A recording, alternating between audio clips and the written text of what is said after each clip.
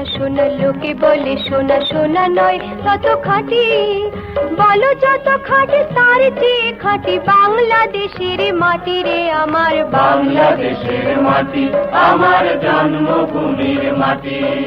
সোনা সোনা সোনা লোকে বলে সোনা সোনা নয় তত খাঁটি, বলো যত খাঁটি তার চেয়ে খাঁটি বাংলাদেশের মাটি রে আমার, বাংলাদেশের মাটি আমার জন্মভূমির মাটি। রাজশাহী কলেজ উচ্চ মাধ্যমিক একাদশ শ্রেণীর প্রিয় শিক্ষার্থীবৃন্দ, সবাইকে আজকের এই ক্লাসে স্বাগত জানাচ্ছি। মনোবিজ্ঞান প্রথম পত্রের ক্লাস নিয়ে যুক্ত হচ্ছি। তোমরা ইতিমধ্যে আমরা বেশ কয়েকটি ক্লাস করেছি এবং আজকে তোমাদের সঙ্গে যুক্ত হচ্ছি সেই যে পঞ্চম অধ্যায়, সেই পঞ্চম অধ্যায়ের ইতিমধ্যে আমরা 3টে ক্লাস নিয়েছি, আজকে চতুর্থ ক্লাস নিয়ে যুক্ত হব এবং এটি হচ্ছে মনোবিজ্ঞান প্রথম পত্রের 14তম ক্লাস প্রিয় শিক্ষার্থীবৃন্দ। অর্থাৎ আজকে আমরা সেই স্মৃতি বিস্মৃতি যে অধ্যায়টি আছে এবং সেখানে তোমরা একটা শিক্ষণও তোমরা দেখেছো, শিক্ষণ সহ স্মৃতি সহ অধ্যায়টি, সেখানে আমরা শিক্ষণ অংশটা নিয়ে আমরা আলোচনা কিন্তু ইতিমধ্যে শেষ করেছি প্রিয় শিক্ষার্থীবৃন্দ, এবং স্মৃতির অংশটি নিয়ে আলোচনা করব এবং স্মৃতির সঙ্গে এই অধ্যায়ের মধ্যে কিন্তু বিস্মৃতি বিষয়টাও কিন্তু যুক্ত আছে। তো সেই জায়গায় আজকে কথা বলবো এবং আমাদের বিশ্বাস যে আজকের এই পাঠের উদ্দেশ্য হচ্ছে শিক্ষণ এবং স্মৃতি সম্পর্কে তোমাদের একটি নিশ্চয়ই ভালো ধারণা তৈরি হবে প্রিয় শিক্ষার্থীবৃন্দ। আজকের পাঠ হিসাবে আমরা রেখেছি স্মৃতি, স্মৃতির উপাদান, স্মৃতির প্রক্রিয়া, স্মৃতির সংগঠন বা কাঠামো এবং লাস্ট ওয়ান আছে স্মৃতি পরিমাপের পদ্ধতিসমূহ।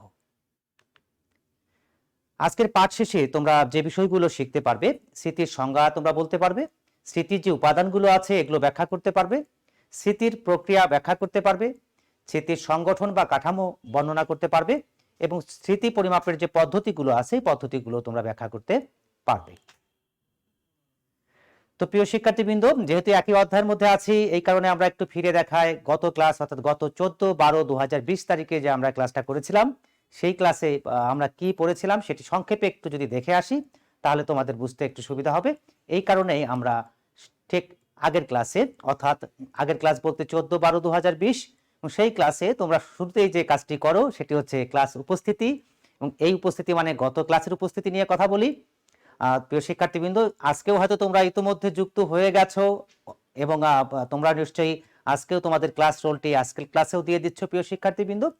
তোমরা অনেক বেশি তৎপর এবং আমরা সেই জায়গা থেকে একটু দেখে নিতে চাই তোমরা ঠিক গত ক্লাসে তোমরা যারা যুক্ত হয়েছিলে কত অল্প সময়ের মধ্যে তোমরা ক্লাসরুমে যুক্ত হয়ে যাও, সেটি সত্যি আমাকে খুব অবাক করে।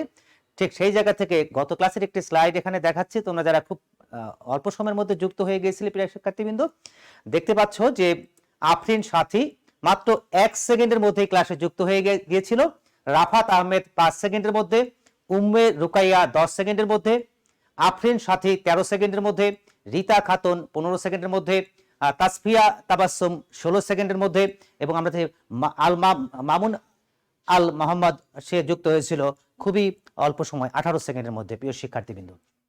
উম্মে রুকাইয়া ইতিমধ্যে যুক্ত হয়েছে, তাসফিয়া তাবাসসুম 23 সেকেন্ডের মধ্যে, শিমু 23 সেকেন্ডের মধ্যে, মাসকাত হাসান 29 সেকেন্ডের মধ্যে, মেহেরুন নেসা তুলি 33 সেকেন্ডের মধ্যে, এম এ রাজ্জাক 34 সেকেন্ডের মধ্যে এবং আনোয়ারুল ইসলাম 424 রোল 38 সেকেন্ডের মধ্যে। প্রিয় শিক্ষার্থীবৃন্দ, আমরা ইতিমধ্যে দেখে নিলাম খুব অল্প সময়ের মধ্যে যারা যুক্ত হয়েছিল এরকম কয়েকটি স্লাইড। সেই জায়গা থেকে আমরা আরো দেখেছি 39 সেকেন্ডের মধ্যে যুক্ত হয়ে গেছিল অর্ণব অর্থাৎ অনন্যা প্রামাণিক, আসফিয়া বিনতে আজিজ যুক্ত হয়েছিল 41 সেকেন্ডের মধ্যে, জনি ইসলাম 44 সেকেন্ডের মধ্যে, মেহেরুন্নেসা তুলি ইতিমধ্যে যুক্ত হয়েছে এবং আপনাদের আনোয়ারুল ইসলামকে দেখতে পাচ্ছি সেও যুক্ত হয়েছে, জনি ইসলাম যুক্ত হয়েছে, আসফিকা বিনতে আজিজ সেও যুক্ত হয়েছে। এই যে কয়েকটা আমি দেখালাম এবং বাকি যারা আছে তারাও খুবই অল্প সময়ের মধ্যে কিন্তু তোমরা ক্লাসে যুক্ত হয়ে গেছিল। এগুলো সত্যি সত্যি আমাকে খুব বেশি ভালো লাগায়। এই কারণে ভালো লাগায়, ঠিক আমার মনে পড়ে যখন অনলাইন ক্লাসের আগে যখন অফলাইনে আমরা ছিলাম তখনও আমি দেখেছি ঠিক আমি যেমনটি সময় মেনটেন করে ক্লাসরুমে আসি, আমার শিক্ষার্থীরাও একদম ঠিক সময় মেনটেন করে এখানে যুক্ত হওয়ার চেষ্টা করে থাকে। এবং আমি আরো লক্ষ্য করেছি কখনো কখনো এই সময়টাকে মেনটেন করবার জন্য আমাকে যেমন দৌড় দিতে হয়, পাশাপাশি আমি খুব অবাক হয়ে খেয়াল করি ঠিক রাজশাহী কলেজের গেট দিয়েও আমার শিক্ষার্থীরা ঢোকার পরে যখন দেখে খুব অল্প সময় আছে তারাও কিন্তু দৌড় দিয়ে সেই মনোবিজ্ঞান বিভাগে গিয়ে অথবা উচ্চ মাধ্যমিকে যেখানে ক্লাস হয় সেখানে গিয়ে ক্লাসের সঙ্গে যুক্ত হয়, কারণ তারা জানে যে আমি শুরুতেই রোল কলটা করি এবং হয়তো কোনো কারণে একটু দেরি করে গেলে পরে রোল কলটা হয়তো বাদ পড়ে যেতে পারে।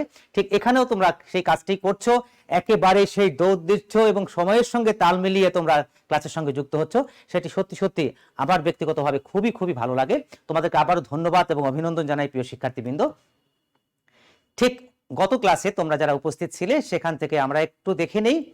দেখতে পাচ্ছি আমি রোলগুলো এখানে আছে, রোল নম্বর 401, 403, 404, 405, 406, প্রিয় শিক্ষার্থী 411, 424, 429, 432, 433, 437, 444, 447, 449, 452, 455, 457, 463, 472, 474, 475, 476, 477, 479, 480, 483, 487, 490, 494, 495, 498, 499 এবং 500। প্রিয় শিক্ষার্থীবৃন্দ, তোমরা যারা 13 নং ক্লাসে অর্থাৎ গত ক্লাসে তোমরা যুক্ত হয়েছিলে তাদেরকে অনেক অনেক ধন্যবাদ এবং অভিনন্দন জানাই।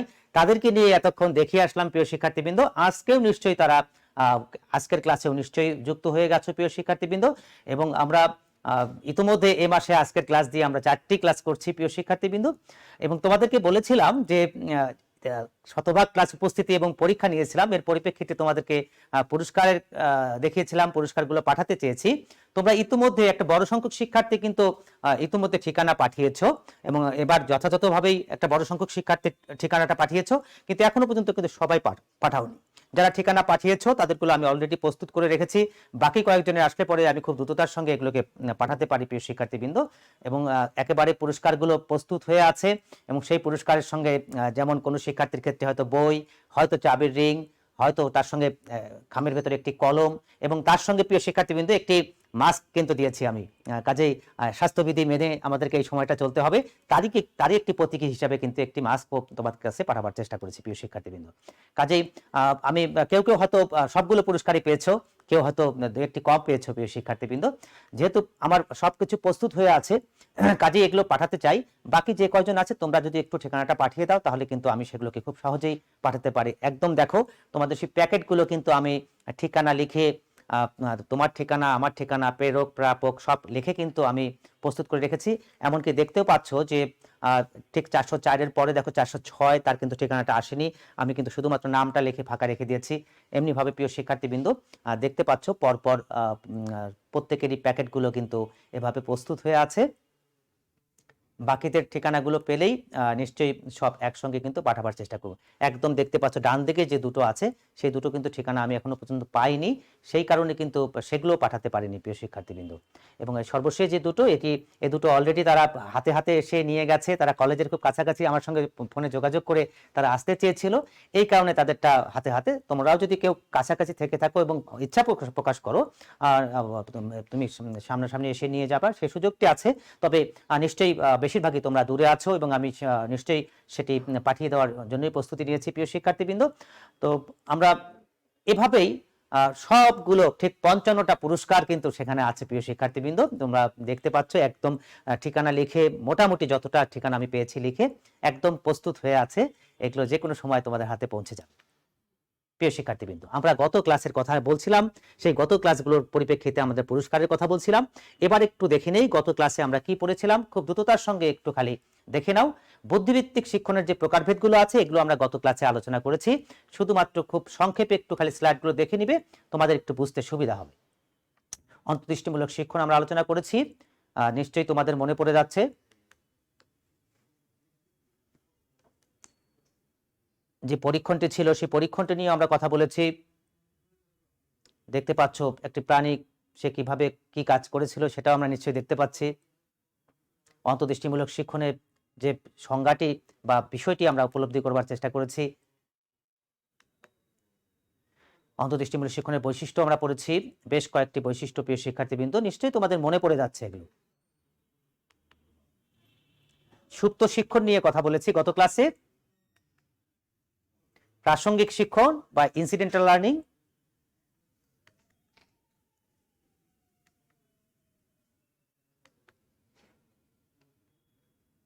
এবং অনুকরণ এবং মডেলিং, এই 4টি বুদ্ধিভিত্তিক শিক্ষণ প্রক্রিয়া আমরা গত ক্লাসে আলোচনা করেছি প্রিয় শিক্ষার্থীবৃন্দ। এরপরে আমরা সর্বশেষ গত ক্লাসে শিক্ষণ ফল হিসেবে বলবর্ধক বা রেনফোর্সমেন্ট নিয়ে কথা বলেছি প্রিয় শিক্ষার্থীবৃন্দ। সেখানে আমরা অনেকগুলো পুরস্কারের ছবি দেখেছিলাম, কারণ পুরস্কারই হচ্ছে একটি বলবর্ধক। এটিকে আমরা বলে থাকি রেনফোর্সমেন্ট প্রিয় শিক্ষার্থীবৃন্দ। তোমাদেরকে উজ্জীবিত করবার জন্য অথবা যে কোনো পর্যায়ে যে কোনো মানুষকেই কিন্তু উজ্জীবিত করবার জন্য বলবর্ধক একটি গুরুত্বপূর্ণ শর্ত হিসেবে কাজ করে থাকে। তোমাদেরকে যে অভিনন্দন পত্রগুলো দিচ্ছি এগুলো নিশ্চয়ই একটি বলবর্ধক বা পুরস্কার যা তোমাদেরকে উজ্জীবিত করে। ঠিক এই পুরস্কারগুলো আজকেও কেউ কেউ দেখেছো, যার তোমরা পেয়েছো অনেকেই, সবই কিন্তু আমাদেরকে উজ্জীবিত করবার জন্য প্রিয় শিক্ষার্থী। এগুলো মনোবিজ্ঞানের কতগুলো পার্ট, এটাকে আমরা বলি বলবর্ধক। অধ্যক্ষ মহোদয় কিন্তু কলেজে কিন্তু আনুষ্ঠানিকভাবে কিন্তু এরকম বলবর্ধক বিভিন্ন কার্যক্রমে, আর সেটি পড়াশোনা হতে পারে, খেলাধুলা হতে পারে প্রিয় শিক্ষার্থীবৃন্দ, এভাবেই বিভিন্ন মানুষ বিভিন্ন পর্যায়ে কিন্তু নানা রকম স্বীকৃতি, নানা রকম বলবর্ধক বা নানা পুরস্কার পেয়ে থাকে প্রিয় শিক্ষার্থীবৃন্দ। এবং বলবর্ধকের প্রকারভেদও আমরা গত ক্লাসে পড়েছিলাম, মুখ্য এবং গৌণ বলবর্ধক, ধনাত্মক এবং ঋণাত্মক বলবর্ধক আরেকটি দৃষ্টিভঙ্গি থেকে আমরা ভাগ করেছি। এবং ঋণাত্মক বলবর্ধকের সঙ্গে তোমরা আরেকটা জিনিস দেখেছো, সেটি হচ্ছে শাস্তি বলেও আরেকটি বিষয় ছিল, যেটাকে আমরা আলোচনায় নিয়ে এসেছিলাম প্রিয় শিক্ষার্থীবৃন্দ। এভাবেই আমরা গত ক্লাসটি শেষ করেছিলাম। নিশ্চয়ই তোমাদের মনে পড়ে সেই ক্লাসে কিছুটা মূল্যায়ন পর্বও ছিল আমাদের নিশ্চয়ই। আমরা চলে আসলাম আজকের পাঠে। তো আজকের পাঠে আমরা কি নিয়ে কথা বলবো তা তোমরা ইতোমধ্যেই পাঠ শিরোনামের মধ্যে দেখেছো। আমরা আজকের পাঠের মধ্যে সবার শুরুতেই রেখেছি স্মৃতি প্রিয় শিক্ষার্থীবৃন্দ। সেই জায়গা থেকে একটু দেখো তো এই ছবিটা দেখলে কি কথা বলে। ছবি, মেয়েটি কি করছে একটু দেখো, সে কিছু পড়ছে, কিছু শিখছে প্রিয় শিক্ষার্থীবৃন্দ, এবং মাথায় হাত দিয়েছে। তার মানে কি, সে একটু চিন্তা করছে, ভাবছে এবং সেটাকে একটু মনে করবার চেষ্টা করছে, সেটাকে স্মরণে রাখবার চেষ্টা করছে। তাহলে দেখো এই যে স্মৃতির বিষয়টা আমরা পড়তে যাব, তারই একটি ছবিকে কেন্দ্র করে দেখো, প্রথমে কিন্তু তাকে কোনো কিছু শিখতে হচ্ছে, তাই না প্রিয় শিক্ষার্থীবৃন্দ? কোনো কিছু জানতে হচ্ছে এবং তারপরে সে ভাবছে, সেটাকে মনে আনবার চেষ্টা করছে, এরকম কিছু কথা কিন্তু এই ছবিটি নিশ্চয়ই বলছে। এই যে দেখতে পাচ্ছ, এখানেও নিশ্চয়ই এই ছাত্রগুলো নিশ্চয়ই কিছু ভাবছে, কিছু চিন্তা করছে বা কিছু মনে আনবার চেষ্টা করছে, এরকম কিছু কথা কিন্তু এরকম এই ছবিগুলো কিন্তু বলে প্রিয় শিক্ষার্থীবৃন্দ। দেখো লিখতে শুরু করেছে, লিখতে গিয়ে মাথায় কপালে হাত দিয়েছে এবং কিছু ভাবছে। আমরা সবাই কিন্তু এই কাজটি করি, বিশেষ করে পরীক্ষায় তো আমাদের লিখতে গেলে অনেক সময় আমাদেরকে মনে আনতে হয়, চিন্তা করতে হয় প্রিয় শিক্ষার্থীবৃন্দ। তো এই জায়গা থেকে আমরা এরকম ছবিগুলো, এরপরে দেখো আরেকটি ছবি চলে এসছে, সেই ছবিটির মধ্য দিয়ে একটু খেয়াল করো তো, মেয়েটি কি করছে? মেয়েটি পড়ছে এবং মাথায় হাত দিয়েছে এবং সে চিন্তা করছে, ভাবছে, মনে আনবার চেষ্টা করছে, সেটাকে আত্মস্থ করবার চেষ্টা করছে এবং সত্যি সত্যি সে সেই জিনিসটা শিখে নিজেকে তৈরি করবার চেষ্টা করছে প্রিয় শিক্ষার্থীবৃন্দ। তো সেই জায়গা থেকে আমরা স্মৃতি বলতে বা স্মৃতি বা মেমোরি বলতে আমরা কি বুঝি? খুব সহজ কথায় যদি বলি, সেটি হচ্ছে যে এই মেয়েটি কোনো কিছু শিখছে, শেখার পরে কি করবে? এরপরে সেটাকে সে ধরে রাখতে চাইবে, যতটুক সে ধরে রাখতে পারবে, যতটুক তার মনে থাকবে, সেটাকে আমরা বলে থাকি সহজ কথায় স্মৃতি। প্রিয় শিক্ষার্থীবৃন্দ, আমরা দৈনন্দিন জীবনে এমনিভাবে বিভিন্ন সময় বিভিন্ন কিছু শিখি, আমাদেরকে লার্নিং করতে হয়, শিখতে হয়। শেখার পরে সেখান থেকে আমরা যতটুকু পর্যন্ত আমরা মাথায় ধরে রাখতে পারি, সংরক্ষণ করতে পারি, অথবা আমাদের প্রয়োজন অনুযায়ী সেটাকে আমরা বলতে পারি অথবা লিখতে পারি, ততটুকুই আমরা বলে থাকি স্মৃতি। আমরা নিশ্চয়ই তোমরা পরীক্ষা যখন দাও, পড়ে আসার পরে যতটুকু তুমি লিখতে পারো ততটুকুকে আমি বলবো ততটুকুই তোমার স্মৃতি। আর যেটা তুমি ভুলে গেছো, যেটা তুমি লিখতে পারোনি, যেটা তোমার মনে আসেনি, সেটাকে নিশ্চয়ই স্মৃতির বিপরীতে আমরা বলতে পারি বিস্মৃতি, যেটা হারিয়ে যায়। আর যেটা আমার সংরক্ষণে থাকে সেটাকে বলতে পারি আমরা স্মৃতি। প্রিয় শিক্ষার্থীবৃন্দ, খুব সহজ কথায় কিন্তু আমরা এভাবেই স্মৃতি কথাটি বুঝে থাকি। এবার একটু দেখে নেই আমরা বিজ্ঞানীদের কথার মধ্য দিয়ে কি বলা যায়। দেখো বলেছে, অতীত অভিজ্ঞতার যথাসম্ভব অবিকল পুনরুৎপাদন করার ক্ষমতাকে স্মৃতি বলা হয়।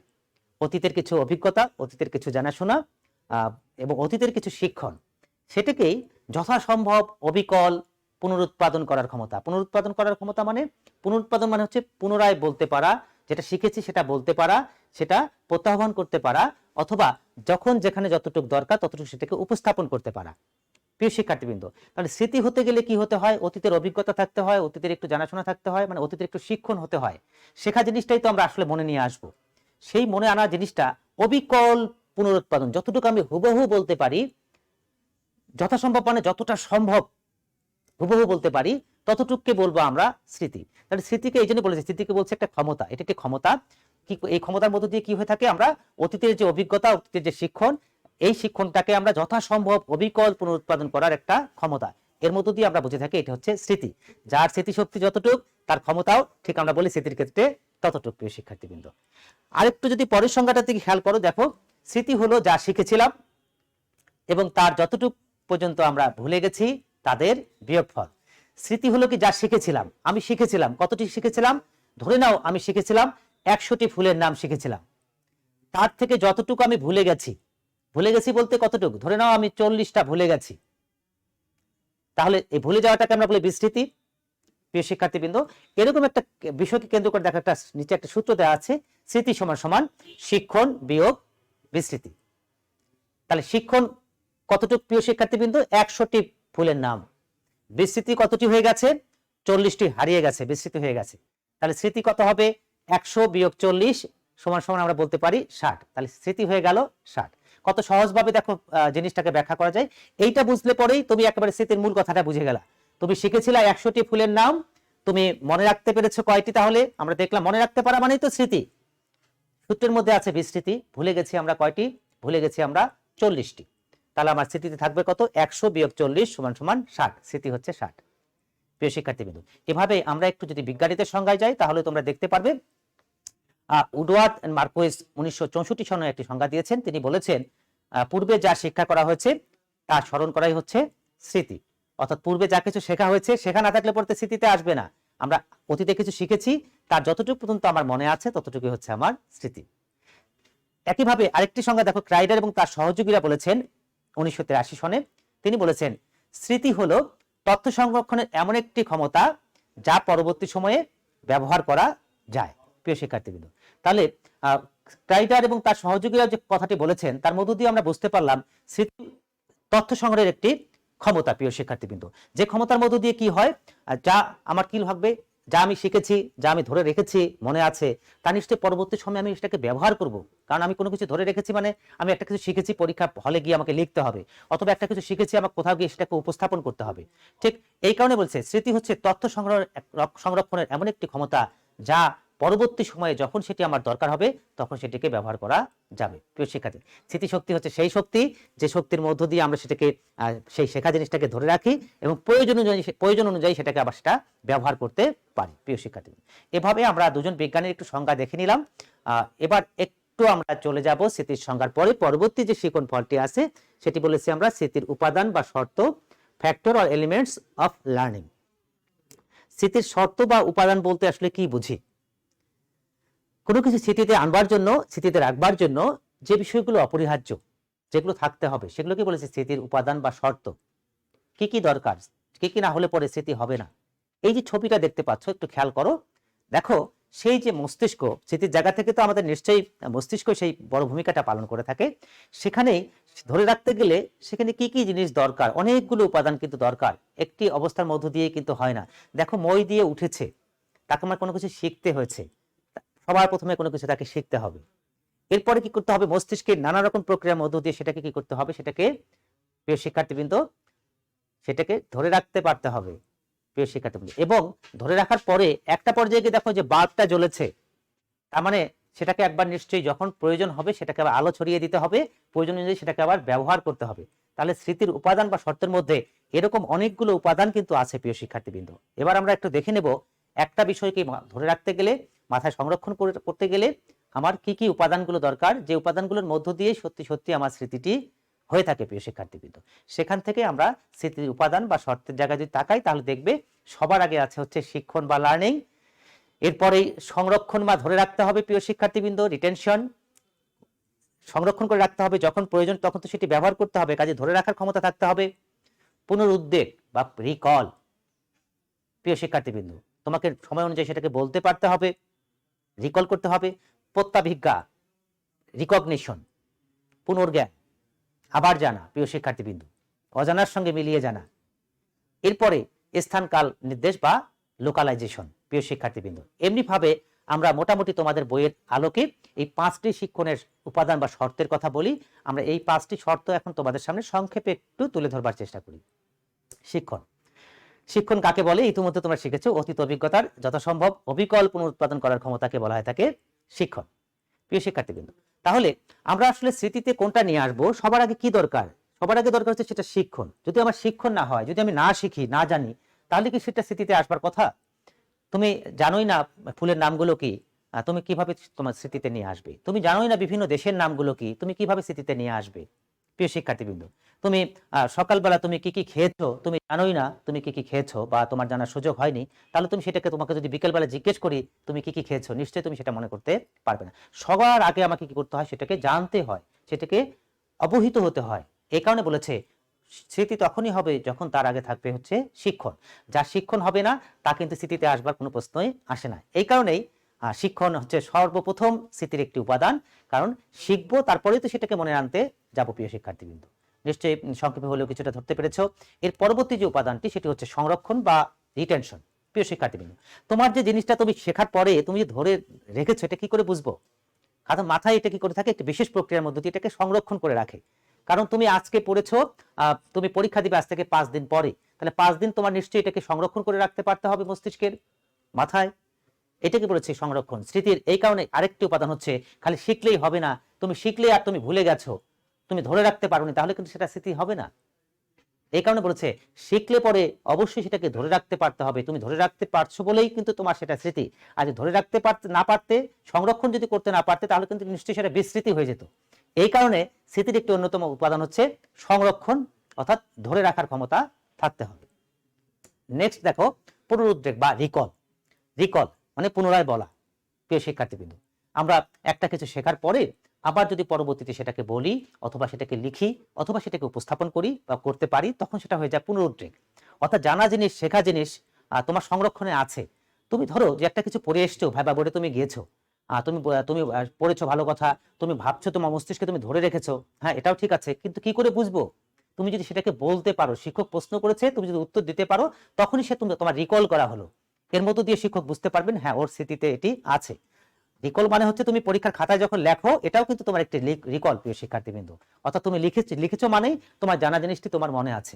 এভাবে কিন্তু পুনরুদ্রেক হচ্ছে স্মৃতির একটি অন্যতম উপাদান। প্রিয় শিক্ষার্থী, প্রত্যাভিজ্ঞা বা রিকগনিশন, এটি আরেকটি উপাদান। প্রত্যাভিজ্ঞা বা রিকগনিশন, আবার জানা, পুনরায় জানা, অজানা কিছুর সঙ্গে মিশিয়ে আবার জানা। প্রিয় শিক্ষার্থীবৃন্দ, আমরা কোনো কিছু শিখি, শেখার পরে আবার দেখা যায় কি সেই শেখা জিনিসটি কিছু অজানা অশেখা জিনিসের সঙ্গে যদি একসঙ্গে মিলিয়ে দেওয়া হয়, গুলিয়ে দেওয়া হয়, একসঙ্গে করে দেওয়া হয়, সেখান থেকে যে জানা জিনিসগুলোকে বের করে নিয়ে আসবার কথা বলা হয়, তখন সেটাকে আমরা বলে থাকি প্রত্যাভিজ্ঞা। অর্থাৎ প্রিয় শিক্ষার্থীবৃন্দ, একটা জিনিস শেখা জানার পরে আবার সেটাকে জানা, আবার পুনর্জ্ঞান করা। প্রিয় শিক্ষার্থীবৃন্দ, অজানার সঙ্গে মিলিয়ে সেই জিনিসটাকে আবিষ্কার করা। এভাবেও কিন্তু আমরা তোমার স্মৃতিতে আছে কিনা এটা বুঝতে চাই। এই কারণে বলছে প্রত্যাভিজ্ঞা, এটি হচ্ছে আরেকটি প্রিয় শিক্ষার্থী উপাদান।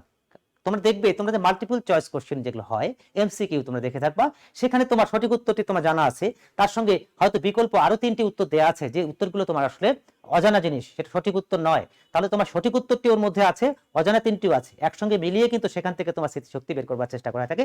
ঠিক এমনিভাবে কিন্তু তোমার এই প্রত্যাভিজ্ঞা হচ্ছে স্মৃতির আরেকটি উপাদান। লাস্ট ওয়ান দেখেছো, স্থানকাল নির্দেশ বা লোকালাইজেশন। প্রিয় শিক্ষার্থীবৃন্দ, লোকালাইজেশন এটি হচ্ছে যে আমরা অনেক সময় অনেক কিছু শিখি, শেখার পরে সেটি কোথায় শিখেছি, কখন শিখেছি, কার কাছ থেকে শিখেছি, সবকিছুই বলতে পারি। যে এটা কখন শিখেছি, এটা আমি ক্লাস 3-তে যখন ছিলাম এটা শিখেছিলাম।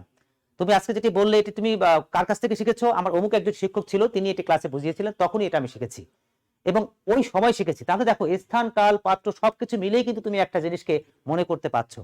তেমনি ভাবে আমরা আমাদের কোনো কিছু শিখতে গিয়ে, স্মৃতিতে আনতে গিয়ে অনেক সময় দেখা গেল সেটি কখন, কোথায়, কার কাছ থেকে, কিভাবে শিখেছি, সমস্ত কিছুই কিন্তু আমাদের মনে পড়তে পারে। এই কারণে বলেছে যে আমাদের অনেক ক্ষেত্রে কিন্তু এমন ঘটনাটি ঘটে থাকে। এটি হচ্ছে একটি স্মৃতির উপাদান। প্রিয় শিক্ষার্থীবৃন্দ, তো মোটামুটি সংক্ষেপে আমরা এই 5টি উপাদান নিয়ে কথা বললাম। এরপরে আমরা চলে যাই আমাদের পরবর্তী যে শিখন ফলটি আছে, সেই শিখন ফলের জায়গায়। দেখো, সেখানে তোমরা দেখতে পাচ্ছ যে স্মৃতির প্রক্রিয়া, আমাদের পরবর্তী শিখন ফলটি মেমোরি প্রসেস। প্রিয় শিক্ষার্থীবৃন্দ, স্মৃতির প্রক্রিয়া বলতে কি বুঝি? স্মৃতির প্রক্রিয়া এটা বলতে আসলে কি বুঝি? আমাদের মস্তিষ্কে কিন্তু সেই স্মৃতির প্রক্রিয়াগুলো ঘটে থাকে প্রিয় শিক্ষার্থীবৃন্দ। অনেকটা সেই কম্পিউটারে যেভাবে কাজ করে থাকে আমাদের মস্তিষ্ক কিন্তু ঠিক অনেকটা সেভাবেই কাজ করে থাকে, এবং অথবা মস্তিষ্ক যেভাবে কাজ করে কম্পিউটারে কিন্তু সেভাবে কাজ করে থাকে। এই একটা জিনিস শেখার পরে সেটা কোন প্রক্রিয়ার মধ্য দিয়ে তোমার সেটা স্মৃতিতে থাকে এবং সেটা নিয়ে এখানে স্মৃতির প্রক্রিয়ার মধ্যে বলার চেষ্টা করা হচ্ছে। আর সবার প্রথমে থাকে কি স্মৃতির প্রক্রিয়ার মধ্যে সবার প্রথম থেকে উদ্দীপক মানে ইনপুট, তোমার ভিতরে কোনো কিছু যেতে হবে। এই যে আজকে তুমি ক্লাস করছো, আমি বলছি আমার এই কথা বলার মধ্য দিয়ে কিন্তু যা কিছু তুমি নেবার চেষ্টা করছো সেগুলো কিন্তু তোমার ভিতরে উদ্দীপক আকারে যাচ্ছে, ইনপুট হচ্ছে, তোমার ভিতরে ঢুকছে, তোমার মস্তিষ্কে ঢুকছে। মস্তিষ্কে ঢোকার পরে মস্তিষ্কে কি করে থাকে, মস্তিষ্ক সেগুলোকে ইনকোডিং করে, সেগুলি সংকেত আকারে সেগুলোকে গ্রহণ করে। মস্তিষ্কের একটা নিজস্ব ভাষা আছে, সেই ভাষায় সেটাকে রূপান্তর করে।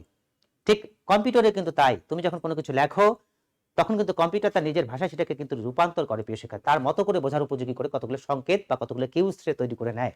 ঠিক মস্তিষ্ক তেমনি ভাবে আমার এই কথাগুলো তোমার কানের মধ্য দিয়ে যাচ্ছে, কানের মধ্য দিয়ে একটি সংকেত আকারে কিন্তু এটা কোথায় যাচ্ছে, মস্তিষ্কে যাচ্ছে কতগুলো সংকেত বা কিউজ আকারে বা কতগুলো ইনকোডিং আকারে প্রিয় শিক্ষার্থীবৃন্দ, যে কোডগুলো মস্তিষ্ক বুঝবে। এভাবে তোমার উদ্দীপকটা গিয়ে সংকেতের আকারে সংকেত গ্রহণ করার মধ্য দিয়ে চলে যায় আমাদের সেই মস্তিষ্কের, যেখানে জিনিসটা ধরে রাখবে, স্টোরেজ হবে বা সংরক্ষণ করে রাখবে প্রিয় শিক্ষার্থীবৃন্দ। তাহলে দেখো, প্রথমে আমার কথা উদ্দীপক, তারপরে সেই কথাগুলোকে আবার রূপান্তর করে নিল, তার সংকেত আকারে গ্রহণ করলো, ইনকোডিং করলো, এরপরে মস্তিষ্ক সেটাকে আবার কি করবে, তার স্মৃতিতে সেটাকে ধরে রাখতে পারতে হবে, সংরক্ষণ করে রাখতে পারতে হবে।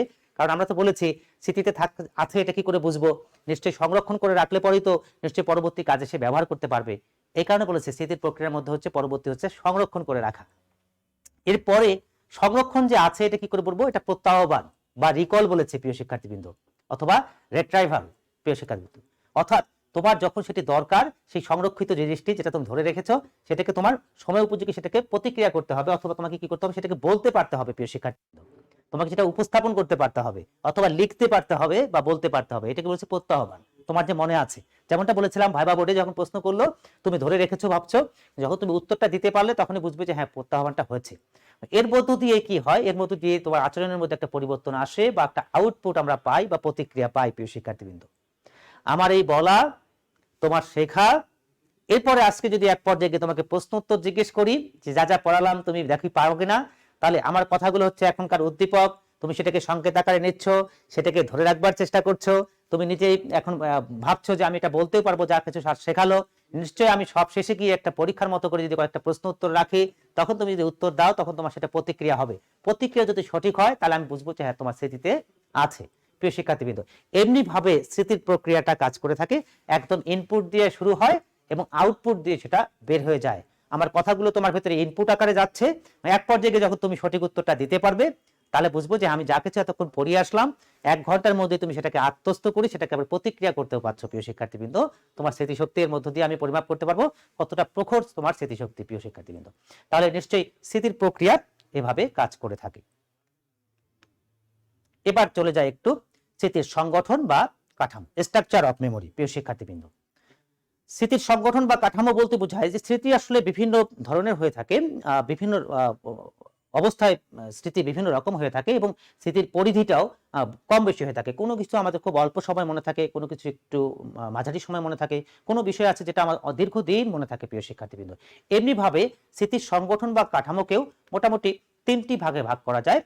একটিকে বলা যায় সংবেদী তথ্য ভান্ডার বা সেন্সরি ইনফরমেশন স্টোর, স্বল্পস্থায়ী স্মৃতি ভান্ডার বা শর্ট টার্ম মেমোরি স্টোর, এবং লাস্ট ওয়ান হচ্ছে দীর্ঘস্থায়ী স্মৃতি ভান্ডার বা লং টার্ম মেমোরি স্টোর। প্রিয় শিক্ষার্থীবৃন্দ, অর্থাৎ এই যে 3টি নাম আমরা শুনলাম, এই 3টি মিলে হচ্ছে স্মৃতির সংগঠন বা কাঠামো, অথবা স্মৃতিকে আমরা বিভিন্ন ধরনের যে স্মৃতিগুলো আছে এগুলোকে আমরা এই 3 ক্যাটাগরির মধ্য দিয়ে ভাগ করতে পারি। সবার প্রথমে চলে যাই সংবেদী তথ্য ভান্ডার। প্রিয় শিক্ষার্থীবৃন্দ, এখানে একটু যদি খেয়াল করো তাহলে দেখো যে আমরা স্ক্রিনে একটু খেয়াল করো যে বলেছি মানুষের স্মৃতির প্রথম পর্যায় হচ্ছে সংবেদী তথ্য ভান্ডার। প্রথম পর্যায় এটি এমন একটি ব্যবস্থা যা বাহ্যিক উদ্দীপক সমূহের সংবেদী প্রতিরূপ সমূহের অতি অল্পক্ষণের জন্য ধরে রাখতে পারে, এবং সেটি চক্ষু, কর্ণাদি ইত্যাদি যে ইন্দ্রিয়গুলো আছে ইন্দ্রিয় পথসমূহের মধ্যেই এইসব তথ্যগুলো সাধারণত ধরে রাখে। প্রিয় শিক্ষার্থীবৃন্দ, ব্যাপারটা হচ্ছে এরকম যে আমরা কোনো কিছু শেখার পরে সেটি নিশ্চয়ই আমার এই কথাগুলো কানের মধ্য দিয়ে তোমার মাথায় যাবে প্রিয় শিক্ষার্থীবৃন্দ, অথবা চোখ দিয়ে তুমি দেখছো, সেটা চোখ দিয়ে আস্তে আস্তে সেটা কোথায় যাবে, সেটা মস্তিষ্কে যাবে একটি বিশেষ প্রক্রিয়ার মধ্য দিয়ে। প্রিয় শিক্ষার্থীবৃন্দ, তাহলে এই জিনিসটা আমি কতক্ষণ পর্যন্ত সময় ধরে রাখতে পারি। সংবেদী স্মৃতি তথ্য ভান্ডারের মধ্যে বলা থাকে এটি এমন একটি তথ্য ভান্ডার, এই ভান্ডারের মধ্যে একটা বিষয় খুব বেশিক্ষণ থাকে না, খুবই অল্প সময়ের জন্য থাকে। এবং অনেক সময় বলা হয় এটি যে যাচ্ছে, যে কান দিয়ে যাচ্ছে অথবা চোখ দিয়ে যে যাচ্ছে, অনেক সময় এই কন্দ্রকুহর বা কর্ণনালী অথবা চোখের যেখান দিয়ে যাচ্ছে সেই যে নালীপথ, যেখান দিয়ে সেই স্নায়ু নার্ভ দিয়ে যেখানে যাচ্ছে সেই নালীপথের মধ্যেই এটি থেকে থাকে, মস্তিষ্ক পর্যন্ত পুরোপুরি পৌঁছায় বা পৌঁছায় না এরকম একটা অবস্থা। কারণ অল্পক্ষণের মধ্যে সেটা আবার কি হয়, হারিয়েও যায় প্রিয় শিক্ষার্থীবৃন্দ। এই কারণে বলেছে সংবেদী তথ্য ভান্ডারটা হচ্ছে এত এরকম একটি তথ্য ভান্ডার, আমি কোনো কিছু শিখলাম জানলাম কিন্তু সেটাকে স্মৃতিতে আমি খুব বেশিক্ষণ ধরে রাখতে পারছি না। কতক্ষণ ধরে রাখতে পারি প্রিয় শিক্ষার্থী? সময় থেকে বলেছে আমরা 1 থেকে 4 সেকেন্ড পর্যন্ত মোটামুটি একটা জিনিসকে ধরে রাখতে পারি। এই শিখলাম, 4 সেকেন্ডের মধ্যে সেটা আবার ভুলেও গেলাম প্রিয় শিক্ষার্থীবৃন্দ, বিস্মৃতি হয়ে গেল। এই কারণে বলেছে এটি হচ্ছে মানুষের স্মৃতির একেবারে প্রথম পর্যায়ে, খুবই অল্প সময়ের জন্য কোনো কিছুকে ধরে রাখা এরকম একটি অবস্থা। এটি আমরা এরকম বলে থাকি সংবেদী প্রতিরূপতে। এরকম অনেক সময় দেখো যে টিভির পর্দায় একটা কিছু ছবি এসছে, তুমি দেখছো অনেকক্ষণ ধরে, হঠাৎ করে বিদ্যুৎটা চলে গেল। বিদ্যুৎটা চলে গেলে পরে তখনও দেখবা যে সে মানুষটি মনে হয় সেই খবর পাঠ করছিল, সে তখনো পর্যন্ত আছে, কিন্তু আরেকটু তুমি থাকো, দেখবে একটু পরে আবার সেটি হারিয়ে গেছে। এই যে এত অল্প সময়ের মধ্যে সেটি হারিয়ে যাওয়া, এরকম তথ্য ভান্ডারটাকে বলেছি আমরা সংবেদী তথ্য ভান্ডার প্রিয় শিক্ষার্থীবৃন্দ। অর্থাৎ একেবারেই খুবই অল্প সময়ের জন্য, এক মুহূর্তের জন্যই বলা যায় একটা জিনিস মনে থাকে, পরবর্তী মুহূর্তে আবার দেখা গেল সেটা স্মৃতি থেকে হারিয়ে যায়, এরকম স্মৃতিগুলোকে বলেছি আমরা সংবেদী তথ্য ভান্ডার। স্বল্পস্থায়ী স্মৃতি ভান্ডার বা শর্ট টার্ম মেমোরি স্টোর বলেছি, যে স্মৃতি অল্প সময় স্থায়ী থাকে তাকে বলেছি আমরা স্বল্পস্থায়ী, অথবা এটাকে অল্প স্থায়ী বলা হয়ে থাকে প্রিয় শিক্ষার্থীবৃন্দ। এখানে একটু বলে রাখি, নিশ্চয়ই প্রথম যেটা একটু আগে আলোচনা সংবেদী তথ্য ভান্ডার সেটি 1 থেকে মাত্র 4 সেকেন্ড, তার থেকে একটু বেশি সময় কিন্তু মনে থাকে স্বল্পস্থায়ী স্মৃতি, অর্থাৎ সংবেদীর থেকে কিন্তু অপেক্ষাকৃত একটু দীর্ঘ। সেই জায়গা থেকে বলেছে যে স্মৃতি অল্প সময় স্থায়ী থাকে তাকে বলেছি আমরা অল্প স্থায়ী বা স্বল্পস্থায়ী স্মৃতি। এই স্মৃতি সময়ের পরিধি থেকে খেয়াল করো, স্বল্পস্থায়ী স্মৃতি মাত্র 18 থেকে 20 সেকেন্ড পর্যন্ত স্থায়ী হয়ে থাকে। এর ধারণ ক্ষমতাটাকে আমরা বলে থাকি সীমিত। কেন সীমিত বলছি? আমরা একটা জিনিস শিখলাম, সেটি 18 থেকে 20 সেকেন্ডের মধ্যে হারিয়ে যাবে, এটাও তো নিশ্চয়ই খুবই অল্প সময়। এই কারণে বলেছে এটাকে বলেছি অল্প স্থায়ী স্মৃতি, অর্থাৎ সংবেদীর থেকে একটু বেশি, তারপরেও কিন্তু এটা অল্প স্থায়ী। এবং আমরা এটা বলে থাকি তাৎক্ষণিক স্মৃতিপ্রসর বলে একটি কথা আসবে তোমাদের। এই তাৎক্ষণিক স্মৃতিপ্রসরও এই স্বল্পস্থায়ী স্মৃতি ভান্ডারের একটি স্মৃতি, এবং সেখানে দেখা যায় যে সংখ্যা পরিসরের ক্ষেত্রে সাধারণত 7+-2 পর্যন্ত আমরা ধরে রাখতে পারি। সংখ্যার ক্ষেত্রে বলতে প্রিয় শিক্ষার্থীবৃন্দ, তোমরা যেমনটা 1, 2, 3, 4 এই যে কতগুলো অঙ্ক, অথবা একের সঙ্গে আরেকটা 1 যুক্ত হলে পরে 2 যুক্ত হলে পরে কতগুলো অঙ্ক, এগুলোর ক্ষেত্রে বলা হয়ে থাকে যে কয়টি অঙ্ক পর্যন্ত একজন মানুষ তার স্মৃতিতে ধরে রাখতে পারে। সেটি বলেছে স্বল্পস্থায়ী স্মৃতির ক্ষেত্রে বলেছে যে 7+-2, অর্থাৎ 7 তার সঙ্গে 2 যোগ করলে 9, আর 7-এর সঙ্গে 2 বিয়োগ করলে 5, 5 থেকে 9 পর্যন্ত সংখ্যা আমরা ধরে রাখতে পারি। যেমন ধরো তোমাকে বলা হলো যে 1, 5, 7, 8, 9, 10, 11, 12, 14 এরকম কতগুলো সংখ্যা বলা হলো, অথবা বলা হলো যে 8, 7, 3, 2, 4, 5, 3, 2 এই যে কয়েকটা সংখ্যা বলা হলো, এরকম বেশ কয়েকটা বলা হলো। তোমাকে বলা হলো বলো তো দেখি আমি কি কি বললাম, তুমি বলা শুরু করে দিলে আমার সঙ্গে সঙ্গে। এই যে আমি একসঙ্গে অনেকগুলো বলেছি, ধরো আবার একটা উদাহরণ দেই, ধরো বললাম যে 4, 7, 5, 3, 2, 4, 5, 1, 3, 2, 5, 4 এতগুলো অঙ্ক বললাম। তোমাকে এখন বললাম বলো তো দেখি আমি কি কি বললাম, তুমি এখান থেকে তুমি বলতে গিয়ে দেখা যায় তুমি কয়টা পর্যন্ত বলতে পারো, তুমি সর্বোচ্চ 5 থেকে 9 অঙ্ক পর্যন্ত পারো। 5 অঙ্ক বলতে কি 5, 7, 2, 3, 1 এটা 5টি অঙ্ক প্রিয় শিক্ষার্থীবৃন্দ। 8, 2, 4, 3, 5, 1 এখানে 6টি অঙ্ক। এভাবে পর্যায়ক্রমে বলতে বলতে তোমাকে আমি দেখি যে তোমার ক্ষমতা কতটুকু আছে। সাধারণত একজন মানুষ 7 থেকে +-2 মানে হচ্ছে 5 থেকে 9 অঙ্ক পর্যন্ত পারে, তার থেকে বেশি হলে পরে বেশিরভাগ ক্ষেত্রে মানুষরা পারে না। এই জন্য বলেছে তাৎক্ষণিকভাবে কোনো কিছু শোনা, তৎক্ষণাৎ বলা, তৎক্ষণাৎ সেটাকে রিকল করা। অর্থাৎ এই যে আমি এখনই বলছি, তোমাকে এখনই বলার সঙ্গে সঙ্গে তোমাকে রিকল করতে বললাম, তুমি 18 থেকে 20 সেকেন্ডের মধ্যে সেটা রিকল করলে। রিকল করতে গিয়ে দেখলে তুমি 5 থেকে 9 অঙ্ক পর্যন্ত পারো, তার থেকে বেশি তুমি পারো না প্রিয় শিক্ষার্থী। তার থেকে কম তো পারবে, 5-এর নিচে তো অবশ্যই পারবে, কিন্তু 9-এর বেশি এভারেজ পারে না। কেউ 10, 11 পারে, কেউ 12 পারে প্রিয় শিক্ষার্থী, এক্সেপশনাল। কিন্তু এই এভারেজ দেখা গেছে যে 5 থেকে 9-এর মধ্যেই বেশিরভাগ থাকে। এই জন্য বলেছে তাৎক্ষণিক স্মৃতির ক্ষমতাটা হচ্ছে সংখ্যার ক্ষেত্রে বলা হয়েছে 7+-2, এটাও অল্প স্থায়ী বা অল্প প্রিয় শিক্ষার্থীবৃন্দ। দীর্ঘস্থায়ী স্মৃতি ভান্ডারের মধ্যে দেখো বলেছে কি আমাদের অনেক কিছু আছে যেগুলো দীর্ঘ সময় অসীম সময় ধরে মনে রাখতে পারি, সারা জীবনেও হয়তো অনেক কিছু আমরা ভুলি না, সেগুলোকে বলেছে দীর্ঘস্থায়ী স্মৃতি। দেখো এখানে সংজ্ঞা বলেছে দীর্ঘস্থায়ী স্মৃতি হলো অসীম ধারণ ক্ষমতা সম্পন্ন স্মৃতি ভান্ডার যা তথ্যকে দীর্ঘ সময়ের জন্য ধরে রাখতে পারে। প্রিয় শিক্ষার্থীবৃন্দ, এবং দীর্ঘস্থায়ী স্মৃতি তথ্য ভান্ডারের চূড়ান্ত তথ্য ভান্ডার বলা হয়ে থাকে এটাকে, যা তথ্যসমূহ বছরের পর বছর সেটাকে ধরে রাখতে সক্ষম হয়। আমরা অনেক কিছু শুনেছি, নিশ্চয়ই অনেক সময় সেটাকে ধরে রাখতে পারি, এগুলোকে বলি আমরা দীর্ঘস্থায়ী স্মৃতি। প্রিয় শিক্ষার্থীবৃন্দ, এই ছিল মোটামুটি আমাদের আলোচনার জায়গা থেকে স্মৃতির সংগঠন বা কাঠামো। এবার সর্বশেষ আমাদের যে শিখন ফলটি আছে স্মৃতি পরিমাপের পদ্ধতি, সবচেয়ে গুরুত্বপূর্ণ একটি জায়গা। প্রিয় শিক্ষার্থীবৃন্দ, তোমাদের জানলে ভালো লাগবে প্রত্যেকটি মানুষের কিন্তু স্মৃতিশক্তি পরিমাপ করা যায়। তোমার স্মৃতিশক্তি কতটুকু তা বিজ্ঞান ভিত্তিক ভাবে কিন্তু মনোবিজ্ঞানে পরিমাপ করার সুযোগটি আছে। আজকের এই 5টি পদ্ধতি এখানে আছে, 5টি পদ্ধতি নিয়ে আলোচনা করার পরে তুমি দেখবে বিভিন্ন পদ্ধতির মধ্য দিয়ে তুমি তোমার স্মৃতিশক্তিটাকে পরিমাপ করতে পারবে। প্রিয় শিক্ষার্থীবৃন্দ, এবং মনোবিজ্ঞানে বুদ্ধি পরিমাপ করা যায়, ব্যক্তিত্ব পরিমাপ করা যায়, তোমার স্মার্টনেস পরিমাপ করা যায়, তোমার লাজুকতা পরিমাপ করা যায়। আজকের এই ক্লাস থেকে আমরা স্মৃতি পরিমাপের পদ্ধতি শিখব এবং তোমরা জানবে এই পদ্ধতির উপর ভিত্তি করে স্মৃতিকে পরিমাপ করবার জন্য মনোবিজ্ঞানের একটি ব্যবহারিকও কিন্তু একাদশ শ্রেণীতে আছে। এর মধ্য দিয়ে তোমার স্মৃতিশক্তি কতটুকু সেটিও কিন্তু এক পর্যায়ে গিয়ে গবেষণাগারে আমরা হাতে নাতে সেটি প্রমাণ করতে সক্ষম হব তোমার স্মৃতিশক্তি কতটুকু আছে। প্রিয় শিক্ষার্থী, তার আগে একটু জেনে নেই আমরা তথ্যভাবে আমাদের সেই স্মৃতি পরিমাপের পদ্ধতিগুলো কি কি। যেমনটা বলেছি 5টি পদ্ধতি। নাম্বার 1 পুনরুদ্বেগ পদ্ধতি বা মেথড অফ রিকল। নাম্বার 2 হচ্ছে প্রত্যাভিজ্ঞা পদ্ধতি বা মেথড অফ রিকগনিশন। নাম্বার 3 পুনর্শিক্ষণ পদ্ধতি বা মেথড অফ রিলার্নিং। নাম্বার 4 প্রতিক্রিয়ার গতি বা স্পিড অফ রেসপন্স। এবং লাস্ট ওয়ান পুনর্গঠন পদ্ধতি বা মেথড অফ রিকনস্ট্রাকশন। প্রিয় শিক্ষার্থীবৃন্দ, আমরা এখন 5টা পদ্ধতি যতটা সম্ভব তোমাদের সামনে পরিষ্কার করবার চেষ্টা করব। সবার আগে হচ্ছে পুনরুদ্বেগ পদ্ধতি বা মেথড অফ রিকল। প্রিয় শিক্ষার্থীবৃন্দ, একদম নিশ্চয়ই আমার সঙ্গে আছো, মনোযোগের মধ্যে আছো, খুব পরিষ্কার করে বুঝে নেব, একদম অঙ্কের মতো করে একটু হিসাব নিকাশ করে কাজগুলো আমাদের করতে হয়। সবার আগে একটু বলে দেই পুনরুদ্বেগ মানে কি রিকল। একটু আগে বলেছি একবার, কোনো কিছু শিখেছি জেনেছি সেটাকে পুনরায় বলতে পারা বা লিখতে পারা, এটাকে বলে থাকি পুনরুদ্বেগ। প্রিয় শিক্ষার্থীবৃন্দ, এই পদ্ধতির মধ্য দিয়ে তোমার স্মৃতিশক্তি পরিমাপ করা যাবে। ধরে নাও তুমি কি করেছো, তুমি কালকেই তুমি পাখির নাম শিখেছো, 10টি পাখির নাম শিখেছো। প্রিয় শিক্ষার্থীবৃন্দ, তাহলে আজকে তোমাকে বললাম ঠিক আছে যে 10টি পাখির নাম শিখেছো, এখন তুমি বলো তো। তুমি নিশ্চয়ই সেখান থেকে কয়েকটি বললে, বলার পরেও দেখলাম সেই বলার মধ্যে কি সবগুলোই সঠিক হবে? এমনও তো হতে পারে সেই বলার মধ্যেও কিছু ভুল থাকতে পারে। প্রিয় শিক্ষার্থীবৃন্দ, তুমি দেখা গেল সেই 10টার মধ্যে থেকে তুমি 8টা বলেছো, হতে পারে না? প্রিয় শিক্ষার্থীবৃন্দ, 8টা তোমার পুনরুদ্বেগ, কিন্তু 8টা সঠিক কিনা এখন কিন্তু বলিনি। আমি পরীক্ষা নিরীক্ষা করে দেখলাম এই 8টার মধ্যে তুমি একটা ভুল করেছো, আর 2টো কিন্তু তুমি বলোই নেই। প্রিয় শিক্ষার্থীবৃন্দ, এখানে একটু পরিষ্কার করি, তোমার মোট সংখ্যা ছিল কয়টি? 10টি। পুনরুদ্বেগ করলে কয়টি? 8টি। তার মধ্যে আবার কয়টি ভুল পেয়েছি? 1টি। আর 2টো তো আমার বলাই হয়নি, ওই 2টাকে আমি হিসাবে এখানে নিয়ে আসবো না। যে কয়টা আমি রেসপন্স করেছি এবং তার মধ্যে কয়টি ভুল আছে সেটাও আবার দেখবো যে ভুল আছে কিনা। এভাবে কিন্তু আমাদের এই পুনরুদ্বেগ পদ্ধতির মধ্য দিয়ে স্মৃতিশক্তি পরিমাপ করার সুযোগ আছে। প্রিয় শিক্ষার্থীদের, এখনো পরিষ্কার হয়নি নিশ্চয়ই আমরা একটা সূত্রের মধ্য দিয়ে তোমাদের সামনে পরিষ্কার করার চেষ্টা করব। তার আগে একটু দেখে নেই পুনরুদ্বেগ পদ্ধতি। দেখো, পরীক্ষণ পাত্রকে কোনো একটি পাঠ মুখস্থ করতে দেওয়া হয়। মুখস্থকরণ শেষ হলে তাকে কিছুটা সময় বিশ্রাম দিয়ে সেই শেখা বিষয়টি বা সেই বিষয়বস্তুটি বা পাঠ্য বিষয়টি তাকে বলতে বা লিখতে বলা হয়। পরীক্ষণ পাত্র যতটুকু নির্ভুলভাবে বলতে বা লিখতে পারে তা থেকেই তার পুনরুদ্বেগ সাফল্যাঙ্ক নির্ণয় করা হয়।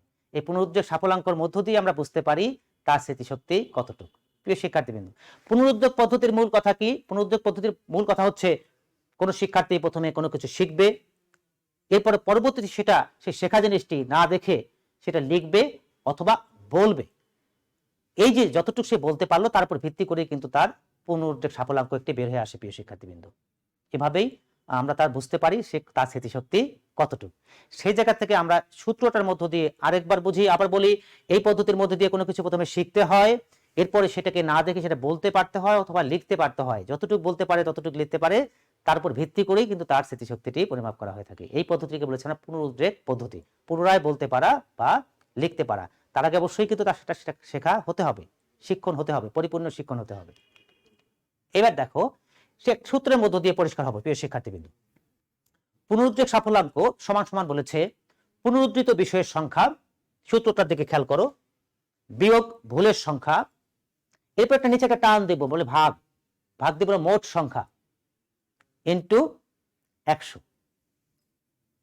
প্রিয় শিক্ষার্থীবৃন্দ, আবার সূত্রটা খেয়াল করি, পুনরুদ্বেগ সাফল্যাঙ্ক সমান সমান পুনরুদ্ধৃত বিষয়ের সংখ্যা বিয়োগ ভুলের সংখ্যা, একটা টান দেব মানে ভাগ চিহ্ন, লিখবো মোট সংখ্যা গুণন 100। এমনি ভাবে আমাদের সূত্রে দেখো একটা উদাহরণ দিয়েছে এখানে, পরীক্ষণ পাত্রকে 10টি অর্থহীন শব্দের একটি তালিকা শিখতে দেয়া হলো এবং পরীক্ষণ পাত্র 10টি, পরীক্ষণ পাত্র মানে যার উপর পরীক্ষণটা পরিচালনা করা হবে, যার স্মৃতিশক্তি পরিমাপ করা হবে, তাকে বলে আমরা পরীক্ষণ পাত্র। তাকে 10টি শব্দ তাকে শেখানো হলো, সে শিখে গেল। এরপরে তাকে যখন বলতে বলা হলো, সে 10টি শব্দের মধ্যে 8টি শব্দ সে সঠিকভাবে বলেনি, 8টি শব্দ পুনরুদ্বেগ করতে পেরেছে। 8টি সে বলেছে, 10টির মধ্যে সে 8টি বলেছে, পুনরুদ্বেগ করেছে। পুনরুদ্বেগ মানে হচ্ছে যা পুনরায় বলা অথবা সে লিখেছে, এটাকে বলে পুনরুদ্বেগ। যার মধ্যে ভুল হয়েছে একটি ভুল, কার মধ্যে? ওই 8টির মধ্যে কিন্তু একটি ভুল। তাহলে তার সাফল্যাঙ্ক কত হবে? যে দুটো বলতে পারেনি সে দুটো কিন্তু এই হিসাব নিকাশের মধ্যে আসছে না। প্রিয় শিক্ষার্থীবৃন্দ, একটু খেয়াল করো, আমাদের মোট সংখ্যা কয়টি ছিল? মোট ছিল 10টি। সেখান থেকে সে বলেছে কয়টি? 8টি। 8টির মধ্যে ভুল কয়টি? একটি। তাহলে আমরা দেখো তো এবার সূত্র প্রয়োগ করে দেখো তো একটু বের করতে পারি কিনা। দেখো, পুনরুদ্বেগ সাফল্যাঙ্ক সমান সমান বলেছে পুনরুদ্ধিত বিষয়ের সংখ্যা, দেখতে পাচ্ছ প্রিয় শিক্ষার্থী, পুনরুদ্ধিত বিষয়ের সংখ্যা বিয়োগ ভুলের সংখ্যা। তাহলে পুনরুদ্ধিত বিষয় কয়টি? 8টি। বিয়োগ ভুলের সংখ্যা 1টি। নিচে কয়টি? মোট সংখ্যা কয়টি? মোট কিন্তু 10টা তাকে শেখানো হয়েছে, তাই না প্রিয় শিক্ষার্থীবৃন্দ? দেখো এখানে দেখো লিখেছি পুনরুদ্ধিত বিষয়ের সংখ্যা 8টি, বিয়োগ ভুল কয়টি? 1টি। আর মোট কয়টি ছিল? মোটটা কিন্তু ভাগ দিয়ে 10 এখানে আছে, আর এখানে তো নিশ্চয়ই গুণ চিহ্ন দিয়ে একটি 100 আছে, শতকরায় প্রকাশ করা হয় প্রিয় শিক্ষার্থীবৃন্দ। তাহলে পুনরুদ্বেগ সাফল্যাঙ্ক সমান সমান কত হয়ে গেল দেখতে পাচ্ছ? তার মোট সংখ্যা ছিল, নিচে সবার নিচে লিখবো 10, কার মোট সংখ্যা 10। পুনরুদ্বেগ মানে পুনরায় সে বলেছে, সে কয়টি বলেছে? 8টি বলেছে। 8টির মধ্যে আমি কয়টা ভুল পেয়ে গেলাম? দেখলাম ওর মধ্যে আবার একটি সে ভুল করেছে, তাহলে একটি বাদ যাবে। আমার সূত্র বলেছে পুনরুদ্ধিত বিষয়ের সংখ্যা বিয়োগ ভুলের সংখ্যা। তাহলে পুনরুদ্বেগ করেছে 8টি, ভুল করেছে একটি, বিয়োগ হয়ে গেল।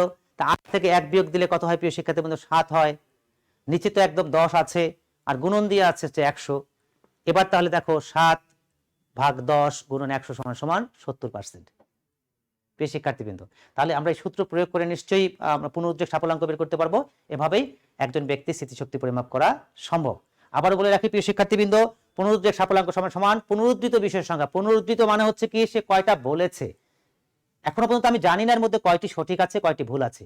এরপরে দেখবো বিয়োগ ভুলের সংখ্যা, অর্থাৎ যে কয়টি বলেছে এই বলার মধ্যে ভুল আছে কিনা সেটা বিয়োগ দিয়ে নিয়ে তারপরে কিন্তু আমাকে সূত্রটা প্রয়োগ করতে হয়। আশা করি কিছুটা বুঝতে পেরেছো। এরপরে যখন আরেকটি পদ্ধতি আসবে তখন যেন কোনো কারণে একটি আরেকটির সঙ্গে যুক্ত হয়ে না যায়, এই কারণে তোমাদের কাছে এতটা পরিষ্কার করবার চেষ্টা করছি যে কয়টি ভুল এবং কোন ভুল। যে দুটি বলতে পারেনি সে দুটিকে কিন্তু আমরা হিসাবে নিয়ে আসছি না, যতটুকু বলেছে তার মধ্যে ভুল আছে কিনা সেই ভুলটাই কিন্তু এখানে বিয়োগ দিতে হয়েছে। এমনি ভাবে আমরা পুনরুদ্বেগ সাফল্যাঙ্কের মধ্য দিয়ে ব্যক্তির স্মৃতিশক্তি পরিমাপ করে দেখলাম, তার স্মৃতিশক্তি হচ্ছে 70%। প্রিয় শিক্ষার্থী, এর পরের পদ্ধতির মধ্যে চলে যাই, প্রত্যাভিজ্ঞা পদ্ধতি বা মেথড অফ রিকগনিশন।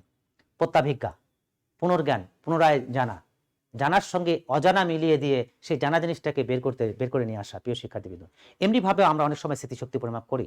তোমরা দেখে থাকবা এই যে মাল্টিপল চয়েস কোশ্চেন, এমসিকিউ, এর মধ্যে দিয়ে তো তোমার নিশ্চয়ই স্মৃতিশক্তি পরিমাপ করা হয়। এবং সেখানে কি থাকে? বাংলাদেশের রাজধানীর নাম কি? তুমি জানো, তুমি ঢাকা, তোমার একটা জানা উত্তর, তার সঙ্গে কিন্তু বিকল্প আরো 3টি অজানা জিনিস, অজানা হয়তো বলে দিয়েছে রাজশাহী, হয়তো চিটাগাং, হয়তো খুলনা ইত্যাদি যুক্ত করে দিয়েছে। তাহলে তুমি সঠিকটাই কিন্তু ওখান থেকে খুঁজে বের করছো। এইভাবেই আমরা কিন্তু স্মৃতিশক্তি পরিমাপ করতে পারি। এটাকে বলে থাকি প্রত্যাভিজ্ঞা পদ্ধতি। প্রিয় শিক্ষার্থীবৃন্দ, জানার সঙ্গে অজানা জিনিস মিলিয়ে দিয়ে আর সেখান থেকে আবার তোমার জানার তথ্যটাকেই সেখান থেকে খুঁজে বের করা। প্রিয় শিক্ষার্থীবৃন্দ, পুনর্জ্ঞান, পুনরায় জানা, অজানার সঙ্গে মিলিয়ে দিয়ে সেটাকে জানা, এমনি ভাবে বলা থাকে প্রত্যাভিজ্ঞা বা রিকগনিশন করতে পারো কিনা। এভাবে প্রিয় শিক্ষার্থীবৃন্দ একজন ব্যক্তির স্মৃতিশক্তি পরিমাপ করার সুযোগটি আছে। এবার একটু দেখে নেই এই প্রত্যাভিজ্ঞা সূত্রের মধ্যে কি বলেছে। সেখানে দেখো বলেছে প্রত্যাভিজ্ঞা সাফল্যাঙ্ক সমান সমান নির্ভুল উত্তরের সংখ্যা বিয়োগ ভুলের সংখ্যা, প্রিয় শিক্ষার্থীবৃন্দ, ভাগ মোট সংখ্যা, আর গুণন 100 তো থাকবেই, শতকরায় প্রকাশ। এইবার এখান থেকে একটু দেখে নেই, দেখো বলেছে প্রত্যাভিজ্ঞা সাফল্যাঙ্ক সমান সমান এই পদ্ধতির মধ্য দিয়ে স্মৃতি পরিমাপ করতে গেলে নির্ভুল উত্তরের সংখ্যা, নির্ভুল মানে কি? যেখানে ভুল নেই, বিয়োগ ভুলের সংখ্যা, যেখানে ভুল, যে কয়টি ভুল, এবং তার সঙ্গে আমরা মোট সংখ্যা, মোট বিষয়, তার সঙ্গে শতকরায় প্রকাশ করতে গিয়ে 100 দিয়ে গুণ দিচ্ছি। যেমনটি একটি উদাহরণ ওখানে লেখা আছে, এটা দিয়ে বোঝার চেষ্টা করি আমরা। সেই পরীক্ষণ পাত্রকে অর্থাৎ যার স্মৃতিশক্তি পরিমাপ করা হবে তাকে 10টি অর্থহীন শব্দের একটি তালিকা দেওয়া হলো। 10টি শব্দের মধ্যে সে 7টি নির্ভুল, নির্ভুল মানে কি সঠিক, এবং ভুল করেছে কয়টি? একটি। তার সাফল্যাঙ্ক কত হবে? দেখো অঙ্ক করে এখানে বের করেছে 60 করেছে, 60%। এখানে একটি মজার ঘটনা ঘটেছে প্রিয় শিক্ষার্থীবৃন্দ। এই পদ্ধতির মধ্যে একটি বিষয় আছে, তোমার আমরা মাঝে মাঝে বলি না যে নেগেটিভ মার্কিং বা সঠিক হলে পরে যেমন নাম্বার পাবে, ভুল উত্তর দিলে সেই নাম্বারটা আবার সঠিক থেকে বাদ চলে যাবে। এই যে নেগেটিভ মার্কিং এর সঙ্গে পরিচিত আছো, ঠিক প্রত্যাভিজ্ঞা পদ্ধতি হচ্ছে সেই পদ্ধতি যে পদ্ধতির মধ্য দিয়ে আমাদের এই নেগেটিভ মার্কিংটা এখানে যুক্ত আছে। ওই যে বলেছে নির্ভুল উত্তরের সংখ্যা, নির্ভুল কয়টি করেছে? 10টির মধ্যে 7টি, তার মানে সঠিক 7টি, ভুল করেছে কয়টি? একটি। যে দুটো বলেনি সেটা তো বাদ প্রিয় শিক্ষার্থী, যারা উত্তর দেয়নি সেটা মাইনাসও হচ্ছে না, কিন্তু যেটা বলেছে এর মধ্যে সঠিক দেখেছি 7টি, সেখান থেকে বিয়োগ হলো একটি। দেখো কত হয়ে গেল? 6 হয়ে গেল। 7 থেকে 1 মানে 6, 6 ভাগ 10 গুণন 100 দিয়ে করলে পরে আমাদের হয়ে যাচ্ছে 60%। প্রিয় শিক্ষার্থীবৃন্দ, এইটা যদি আমার পুনরুদ্যোগ পদ্ধতির মধ্য দিয়ে হতো তাহলে কিন্তু প্রিয় শিক্ষার্থীবৃন্দ সঠিক হলে পরে এখানে 70% হয়ে যেতে পারতো। এখানে কিন্তু 70%ই সঠিক করেছে, কিন্তু একটি ভুল করেছে মানে কি 10% আবার সে ভুল করেছে। এই ভুলটা কিন্তু এখানে মাইনাস হয়ে গেল। এই প্রত্যাভিজ্ঞা পদ্ধতির মধ্য দিয়ে এই নেগেটিভ মার্কিংটি আছে প্রিয় শিক্ষার্থীবৃন্দ। ধরো এরকম একটি পরীক্ষায় একটি অঙ্ক এসছে, দেখি তোমরা উত্তর দিতে পারো কিনা। প্রশ্ন এসছে এরকম যে 100টি প্রশ্ন একজন উত্তর দিয়েছে, 100টি, সে 50টি সঠিক করেছে, 50টি ভুল করেছে, তার স্মৃতিশক্তি কতটুকু হবে? প্রিয় শিক্ষার্থীবৃন্দ বলতে পারবে? নিশ্চয়ই পারবে, তোমরা অনেকেই হয়তো উত্তর দিয়ে দিচ্ছ। নির্ভুল মানে সঠিক করেছে কয়টি? 50টি, সেটা হচ্ছে নির্ভুল। 50 বিয়োগ ভুল কয়টি? 50। এরপরে গুণ দিয়ে কাটাকাটি করলে কি পাবে প্রিয় শিক্ষার্থীবৃন্দ? 0 পাবে। তাহলে দেখো সঠিক কিন্তু 50টি করেও 50টি ভুল উত্তর দেওয়ার পরিপ্রেক্ষিতে কিন্তু 50-50 মাইনাস হয়ে গিয়ে তা 0 হয়ে গেল। এই কারণে আমরা বলে থাকি এখানে নেগেটিভ মার্কিং এর পরিপ্রেক্ষিতে তা 0 হয়ে যাওয়ার সুযোগও আছে। এমনকি প্রিয় শিক্ষার্থীবৃন্দ নিশ্চয়ই মাইনাসও হওয়ার সুযোগ থাকতে পারে। প্রিয় শিক্ষার্থীবৃন্দ 100টাই উত্তর দিয়েছে আর সঠিক হয়েছে 40টি, ভুল হয়েছে 60টি, তাহলে কিন্তু -20 হয়ে যাবে। তো এমনি ভাবে আমরা বলতে পারি যে সঠিক এবং ভুল এই দুটোর মধ্যে কিন্তু একটা সম্পর্ক এখানে আছে প্রিয় শিক্ষার্থীবৃন্দ। অর্থাৎ শিক্ষার্থীর ভুল না করলে, তুমি ধরো 50টাই উত্তর দিয়েছো, আবার একটি উদাহরণ দিই, ধরো 50টাই উত্তর দিয়েছো আর তুমি উত্তর একটাও দাও, বাকি 50টি উত্তর দাওনি, তোমার ভুলও একটাও হয়নি, 50টি সঠিক, তাহলে 50টি উত্তর দিয়ে কিন্তু তোমার 50% তোমার কারেক্ট হয়ে গেল। কিন্তু 100টা উত্তর দেওয়ার পরিপ্রেক্ষিতে যদি 50টা সঠিক 50টা ভুল হয় তাহলে কিন্তু 0 পাওয়ার সম্ভাবনাও আছে।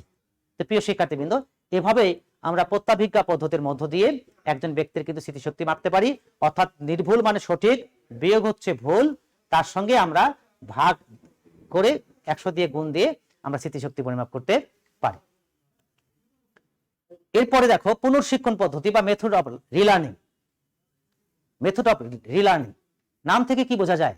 পুনর্শিক্ষণ মানে পুনরায় শিক্ষণ, পুনরায় শেখা।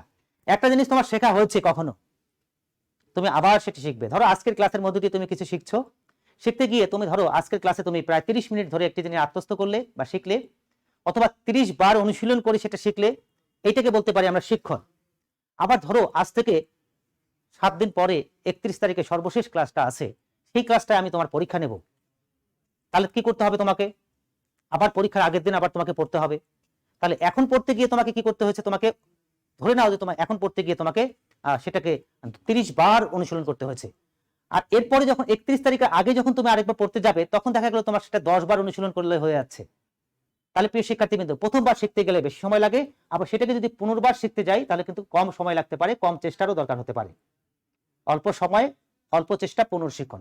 অর্থাৎ একটা জিনিস শেখার পরে আবার যদি সেটা শিখি সেটাকে আমরা বলি পুনর্শিক্ষণ। এই পুনর্শিক্ষণের মধ্য দিয়েও তোমার স্মৃতিশক্তি পরিমাপ করা যায়। কিভাবে? প্রথম শিখতে তোমার কত সময় লেগেছে আর ওই দ্বিতীয়বার শিখতে গিয়ে ওই জিনিসটি আবার কতক্ষণ সময় লাগে, এই দুটোর ব্যবধান থেকে পরিমাপ করা যায়। অথবা প্রথমবার শিখতে গিয়ে তোমার কতবার চেষ্টা করতে হয়েছে? 30 বার চেষ্টা করতে হয়েছে। এরপরে 1 সপ্তাহ পরে আবার যখন তুমি সেটাকে শিখতে গেলে তোমাকে মাত্র 10 বার চেষ্টা করতে হয়েছে। এই যে কতবার চেষ্টা করার কতটুকু সময় প্রথম আর দ্বিতীয় শিক্ষণ এবং পুনর্শিক্ষণের মাঝখানের যে ব্যবধান, এই ব্যবধানের উপর ভিত্তি করে কিন্তু তোমার স্মৃতিশক্তি পরিমাপ করার সুযোগটি আছে। সেখান থেকে আমরা একটা সূত্রের দিকে খেয়াল করি। দেখো পুনর্শিক্ষণ সাফল্যাঙ্ক সমান সমান বলেছে শিক্ষণের চেষ্টা বিয়োগ পুনর্শিক্ষণের চেষ্টা। শিক্ষণের চেষ্টা মানে যে প্রথমবার শিখতে গিয়ে তোমার কতটুকু লেগেছে, আর পুনর্শিক্ষণ মানে পরের বার শিখতে গিয়ে তোমার কতটুকু সময় লেগেছে অথবা কতবার চেষ্টা করতে হয়েছে। এই দুটোর ব্যবধানের সঙ্গে ভাগ দেওয়া আছে শিক্ষণের চেষ্টা, গুণন আমাদের কি অত আছে 100, 100 দিয়ে আমাদের সবসময় গুণ করতে হচ্ছে শতকরায় প্রকাশ করবার জন্য। উদাহরণটার দিকে একটু খেয়াল করে পরিষ্কার হয়ে যাবে একদম। দেখো, পরীক্ষণ পাত্রকে কোনো একটি বিষয় শিখতে দিলে সে 10 বার চেষ্টার মধ্য দিয়ে সেটাকে শিখলো। পরীক্ষার পূর্বে আবার সে 5 বার অনুশীলন করলো, পরীক্ষার আগের দিন সে আবার 5 বার ওই শেখা জিনিসটি প্রথমবার শিখতে গিয়ে তার 10 বার চেষ্টা করতে হয়েছে, পরের বার মাত্র 5 বারের মধ্য দিয়ে সেটাকে আত্মস্থ করলো পরীক্ষার আগে। তাহলে দেখো, শিক্ষণের চেষ্টা মানে হচ্ছে 10 বার, পুনর্শিক্ষণ মানে হচ্ছে কত, পরবর্তীতে 5 বার। এই দুটো বিয়োগ করলাম, বিয়োগ দিলে পরে আমার কি হবে, নিচে তো শিক্ষণের চেষ্টা ভাগ 10 আছে, তার সঙ্গে 100। দেখো অঙ্কটা করলে পরে কি দাঁড়াচ্ছে, 10 বিয়োগ 5 দিয়ে আমাদের 5 হয়ে গেল, ভাগ 10 ইন্টু 100 সমান সমান 50%। প্রিয় শিক্ষার্থী, শুধুমাত্র বার দিয়ে না, এটা সময় দিয়ে করা যেতে পারে। প্রথমবার শিখতে গিয়ে তোমার লেগেছে হচ্ছে 10 ঘন্টা, পরের বার শিখতে গিয়ে তোমার লেগেছে 5 ঘন্টা।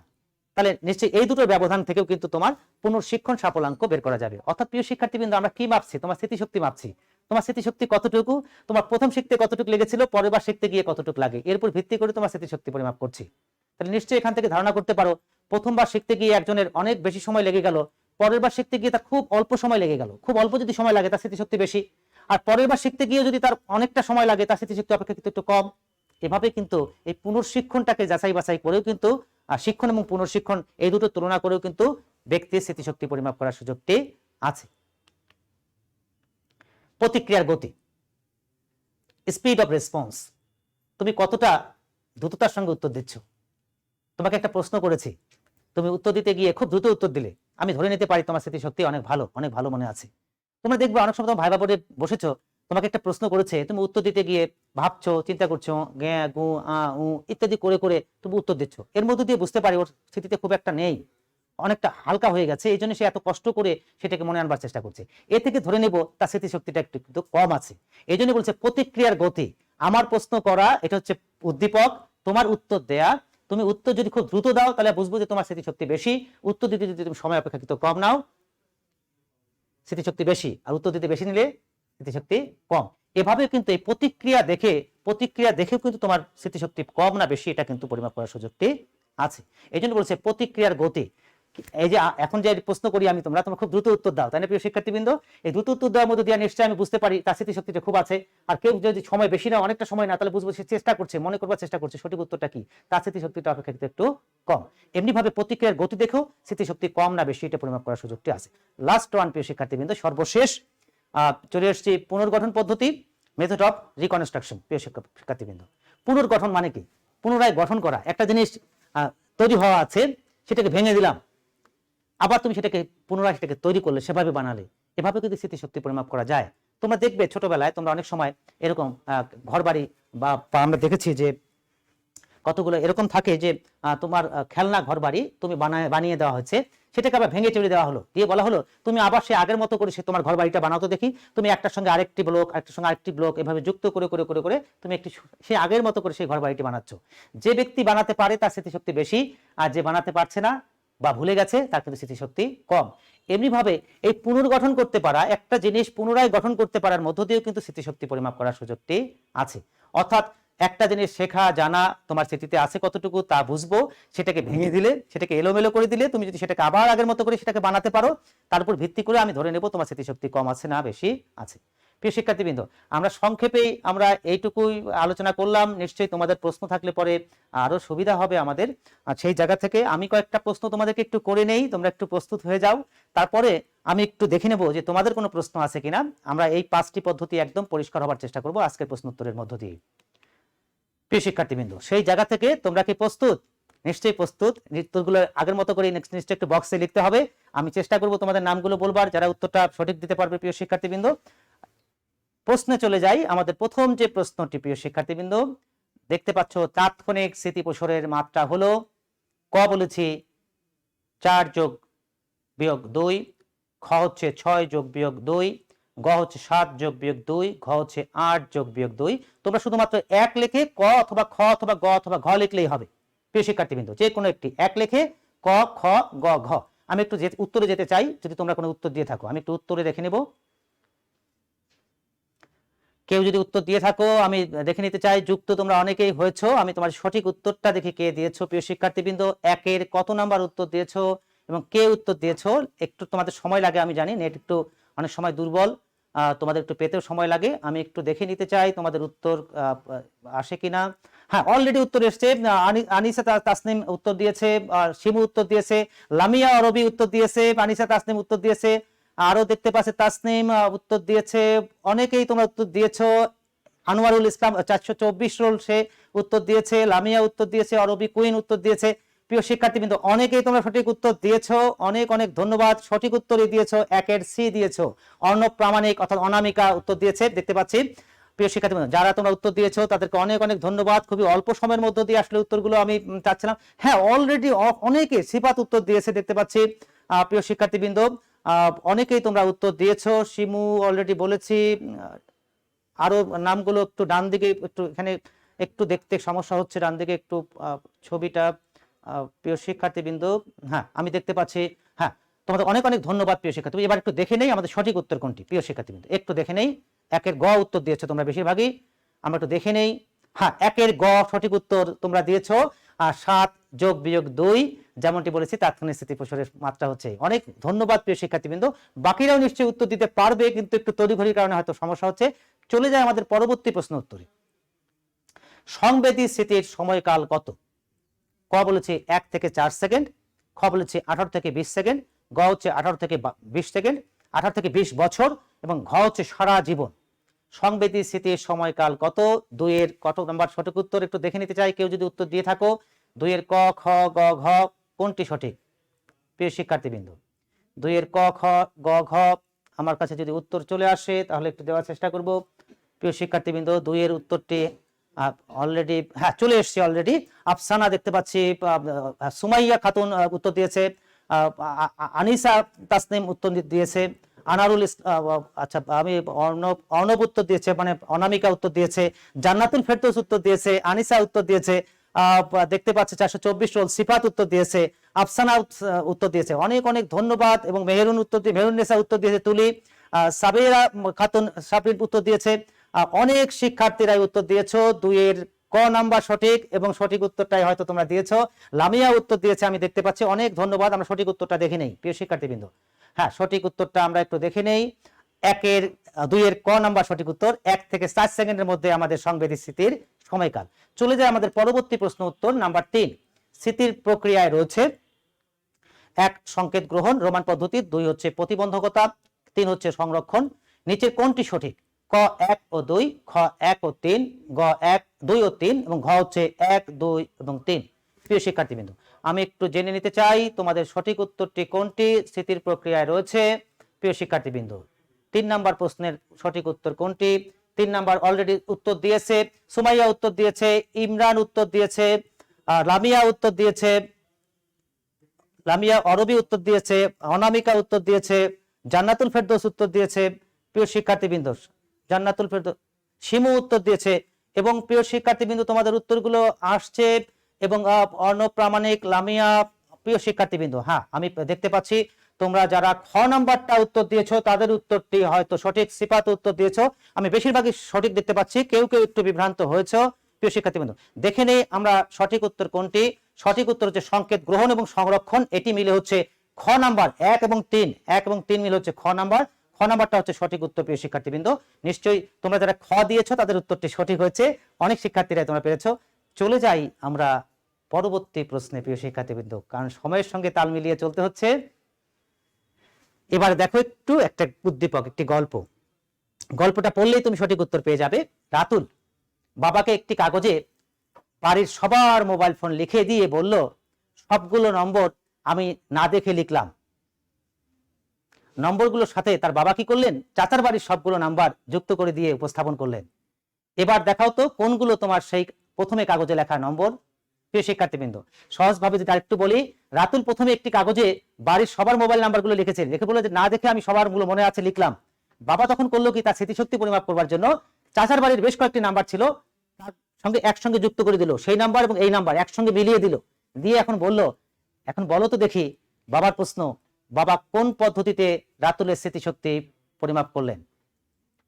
বাবার নাম্বারগুলো তো অলরেডি আত্মস্থ করেছে রাতুল, তার সঙ্গে বাবা কি করলেন? চাচার বাড়ির নাম্বারগুলো একসঙ্গে মিলিয়ে যুক্ত করে দিলেন। ধরে নাও বাবার বাড়ির নাম্বার ছিল 10টি, চাচার বাড়ির নাম্বার ছিল আরো 10টি, 20টা যুক্ত হয়ে গেল।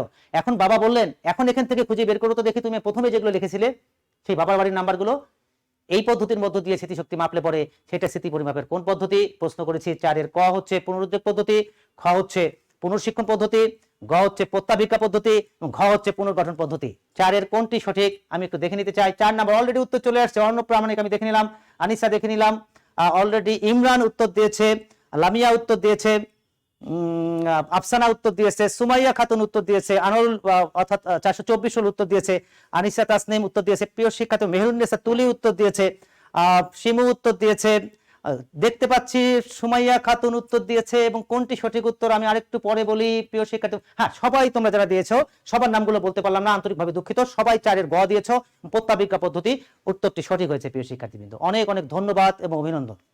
লাস্ট সর্বশেষ প্রশ্ন উত্তরে চলে যাই আমরা। দেখো এই প্রশ্ন বলেছে, এবার একটু কাগজ কলম নিতে হবে প্রিয় শিক্ষার্থীবৃন্দ, খুব ছোট্ট একটু। দেখো তোমাকে 10টি দেশের নাম মুখস্থ করার পর,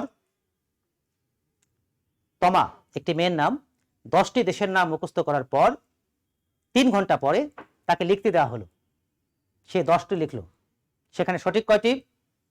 4টি। প্রিয় শিক্ষার্থীবৃন্দ 10টি শিখেছে দেশের নাম, 3 ঘন্টা পরে তাকে আবার বলেছে ঠিক আছে তুমি যা শিখেছো সেখান থেকে লেখো তো ঠিক আরেকবার। লিখতে গিয়ে সে কি করলো? সে লিখলো, কিন্তু সেখানে সঠিক কয়টি ছিল? উদ্দীপকে বলেছে সঠিক হচ্ছে 4টি। এবার বলেছে তোমার স্মৃতিশক্তি কত? প্রিয় শিক্ষার্থীবৃন্দ এটি কিন্তু উচ্চতর দক্ষতার একটি প্রশ্ন। তোমাকে আগে ধরতে হবে কোন পদ্ধতির মধ্য দিয়ে এটা পরিমাপ করবে, এরপরে তোমাকে সেই পদ্ধতি প্রয়োগ করে কিন্তু তোমাকে এই কাজটি করতে হবে প্রিয় শিক্ষার্থীবৃন্দ। তোমার স্মৃতিশক্তি কত, কোন পদ্ধতির মধ্য দিয়ে এটা করতে হবে সেটা সবার আগে ঠিক করতে হবে প্রিয় শিক্ষার্থীবৃন্দ। 5-এর ক খ গ ঘ দেখি উত্তর। 5-এর অলরেডি আসছে, আসফিকা বিনতে আজিজ উত্তর দিয়েছে, লামিয়া উত্তর দিয়েছে। প্রিয় শিক্ষার্থীবৃন্দ আমরা দেখতে পাচ্ছি উত্তর অলরেডি এসছে। অর্ণব প্রামাণিক ঘ উত্তর কেউ দিয়েছে, কেউ প্রিয় শিক্ষার্থীবৃন্দ আমরা দেখতে পাচ্ছি সঠিক করেছে 4টি। প্রিয় শিক্ষার্থীবৃন্দ দেখে নিতে চাই কে সঠিক। 5-এর ঘ উত্তর দিয়েছো, 5-এর ঘ, বেশিরভাগই কিন্তু 5-এর ঘ উত্তর দিয়েছো প্রিয় শিক্ষার্থীবৃন্দ। আমি দেখতে পাচ্ছি 5-এর ঘ, অসংখ্য শিক্ষার্থীরা তোমরা 5-এর ঘ উত্তর দিয়েছো। সিফাত উত্তর দিয়েছো, সবাই যাদের নামগুলো আমি বলছি না ঘ দিয়েছো প্রিয় শিক্ষার্থীবৃন্দ। একটু তোমাদেরকে একটু এখানে মাথা ঘামাতে হবে, সেটি হচ্ছে সঠিক করেছে কয়টি? সঠিক করেছে কিন্তু 4টি, ভুল কিন্তু 4টি নয় প্রিয় শিক্ষার্থীবৃন্দ। এখানে একটু মাথায় খেয়াল করো, তোমাকে পুনরুদ্যোগ পদ্ধতির মধ্য দিয়ে কাজটি করতে হবে। মেথড অফ রিকল, রিকলের মধ্যে সে কয়টি রিকল করেছে? 10টির মধ্যে 10টি রিকল করেছে, মানে 10টি হচ্ছে পুনরুদ্বেগ। সেখানে সে আমরা সূত্রের মধ্যে যাতে পুনরুদ্ধিত বিষয়ের সংখ্যা বিয়োগ ভুলের সংখ্যা, এখানে যদি সঠিক যদি 4টি হয়ে থাকে তাহলে ভুল কয়টি? 10টি তো বলেছে, 6টি কিন্তু ভুল। তাহলে পুনরুদ্ধিত বিষয়ের সংখ্যা হচ্ছে 10, বিয়োগ ভুলের সংখ্যা হচ্ছে 6, সঠিক হয়েছে কয়টি? 4টি। 40% হবে 5-এর খ নাম্বারটি সঠিক উত্তর। 5-এর খ প্রিয় শিক্ষার্থীবৃন্দ, তোমরা অনেকেই ঘ করেছো, একটি জায়গায় মিস করেছো, একটু এত দ্রুততার সঙ্গে করা একটু কঠিন প্রিয় শিক্ষার্থীবৃন্দ। এখানে আবারও বলি এটি হচ্ছে পুনরুদ্বেগ পদ্ধতি, মেথড অফ রিকল। 10টি সে শিখেছে, 10টি কিন্তু সে রিকল করেছে, কিন্তু তার মধ্যে কি হয়েছে? সঠিক কয়টি হয়েছে? সঠিক হয়েছে 4টি, তার মানে ভুল কয়টি?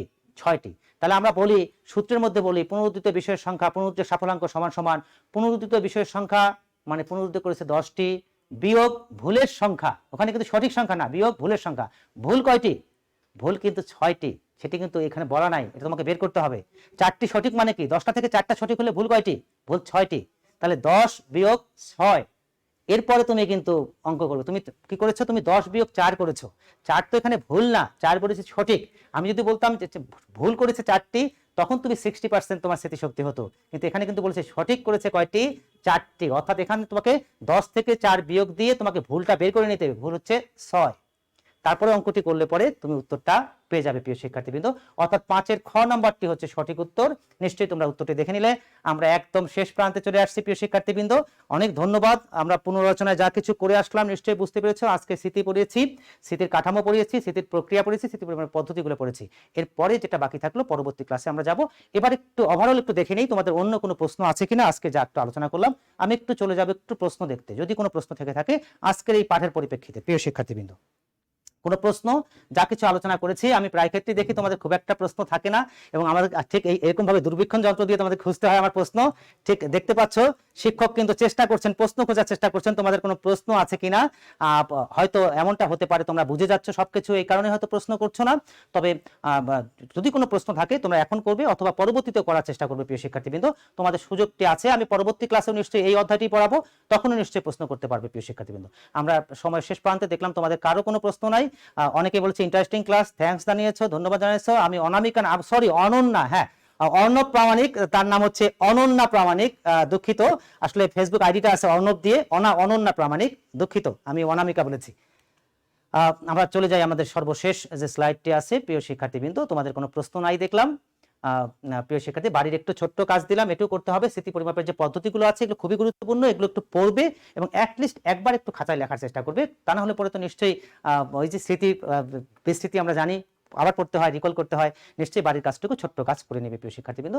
আমরা পরবর্তী ক্লাসে স্মৃতিকে কিভাবে উন্নত করা যায়, তোমরা নিশ্চয়ই কষ্টে আছো, একটা বস্তু তো ভুলও করেছো, যে স্মৃতিকে কি করে উন্নত করা যায় এটা যদি জানতাম তাহলে নিশ্চয়ই তোমার কিন্তু এই কষ্টটা হতো না, কোনো কিছু ভুলে যেতে না প্রিয় শিক্ষার্থীবৃন্দ, হয়তো অতটা ভুলে যেতে না।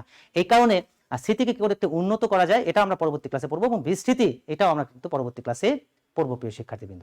তো আমরা পরবর্তী সর্বশেষ আরেকটি স্লাইড আছে, আমরা একটু দেখে নেই।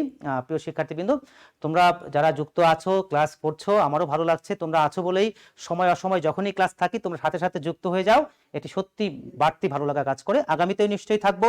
এই বছরে সর্বশেষ ক্লাসটি হয়তো আমার সঙ্গে 31 তারিখে একটি ক্লাস দেখলাম আছে, নিশ্চয়ই বছরের শেষ ক্লাসটির সঙ্গে তোমরা যুক্ত হবে। সবাইকে আবারও অনেক অনেক ধন্যবাদ জানিয়ে শেষ করছি প্রিয় শিক্ষার্থীবৃন্দ, শুভকামনা।